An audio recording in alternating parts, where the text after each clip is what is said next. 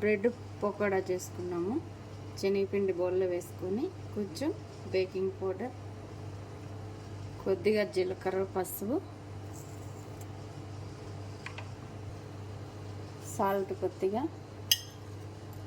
పచ్చిమిర్చి తగినన్ని, కొత్తిమీర కొద్దిగా, ఆనియన్ కొన్ని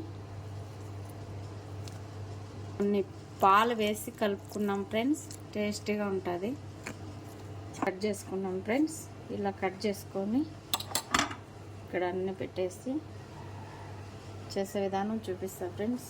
ఇట్లా కట్ చేసేసినాము. బ్రెడ్ కట్ చేసింది ఇప్పుడు ఎలా తయారు చేసుకున్నామో చూపిస్తా ఫ్రెండ్స్. ఇలా కొద్దిగా దీనికి రబ్ చేసేసి ఇటు పక్క ఇటు పక్క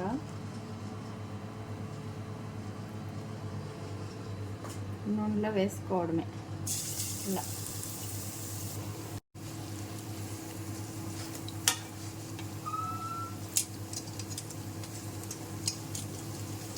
బ్రెడ్ పకోడా టేస్ట్గా ఉంటుంది ఫ్రెండ్స్. కొద్ది పిండిలో ఫ్రెండ్స్ ఆనియన్ ఎగస్ట్రా వేసుకొని దండిగా ఇలా చేసుకుంటాను. టేస్టీగా ఉంటుంది ఫ్రెండ్స్. బ్రెడ్ పకోడా ఒకసారి టేస్ట్ చేసి టమాటా కచ్చప్తో ఇట్లా అద్దుకొని తిని చూడండి. టేస్టీగా ఉంటుంది ఫ్రెండ్స్. మీకు ఎంతమందికి ఇష్టమో కామెంట్ చేయండి, లైక్ చేయండి.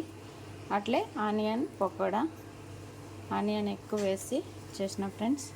సబ్స్క్రైబ్ చేయండి. Bye friends.